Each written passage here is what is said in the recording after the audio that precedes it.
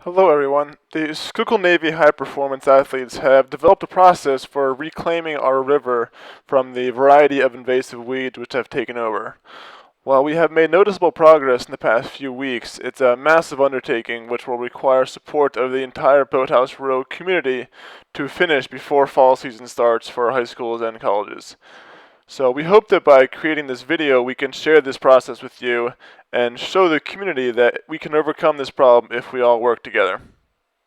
So what we've been doing is stringing a steel cable between two launches, weighting either end so it stays in the bottom of the river, then kind of driving those two launches on either side of these large patches of weeds. A portion of the weeds become wrapped around the cable and uprooted, while the remainder are cut off and float to the surface for collection with rakes. As soon as the wire fills up, basically pull it to the surface, cut the weeds off or undo the cable, and then loop back up and go around for a second pass.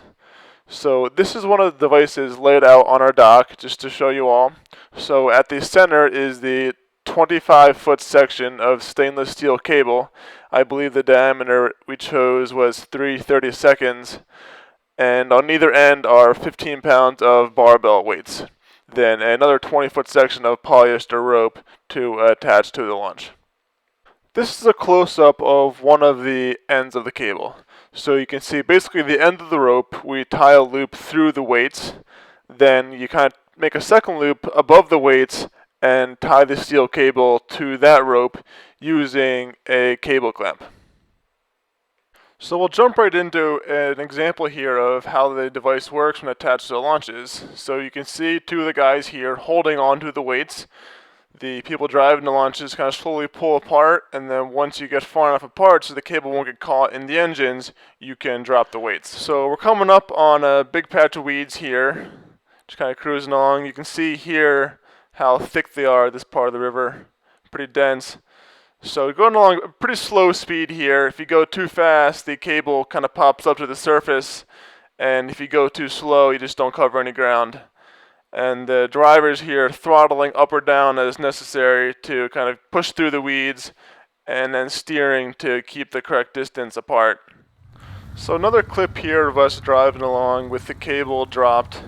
Another thick patch of weeds here. This is about the right speed, just cruising along, working the engines to keep the launchers apart. Shout out to Al's crew in the background there. Those guys have been working tirelessly since May, fighting the good fight. And we're just trying to do our part here, cruising through this stretch by Three Angels.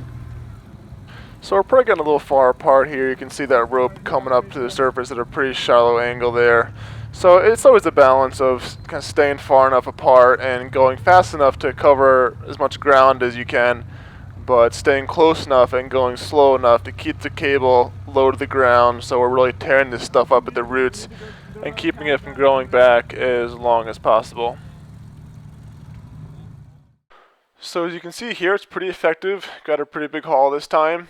So at this point, we pull the ropes in, pull the weights up, and then we're going to unload the weeds either onto the launches we're driving or onto some other kind of dock or empty aluminum launch to use as a barge. And then ultimately, we'll transport all the weeds over to a drop site where they'll be disposed.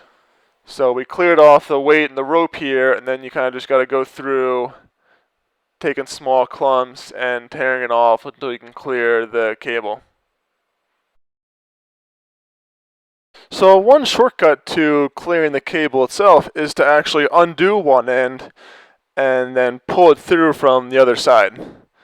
So you can see here I'm unscrewing the nuts on this cable clamp, pull the one end out, making sure not to drop the clamp in the water, and then here I'm going to shift over to the front of the launch. You can see one end still attached to the far launch so we don't lose the cable, but I'm going to grab the cable from the far end and then pull it right out of this big clump here.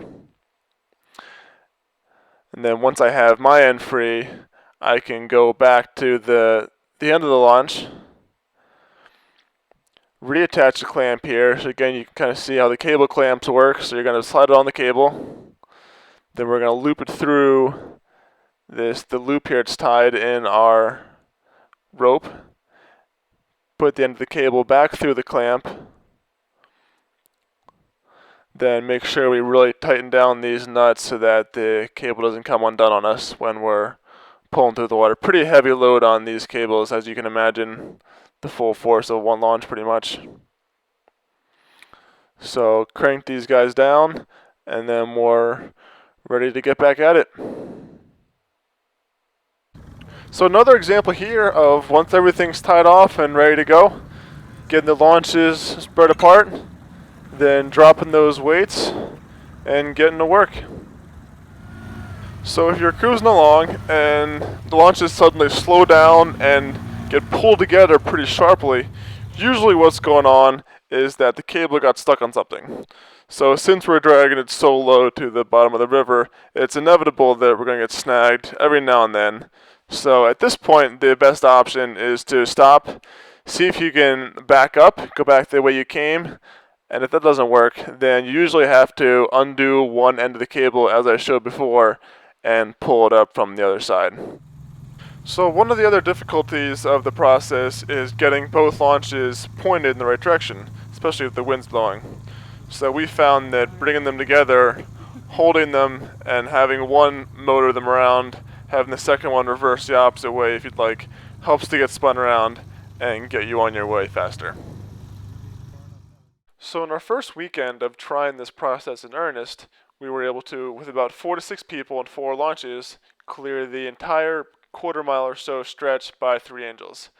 And the amount of weeds in that stretch was enough to fill the entire Penn AC dock, as you can see here.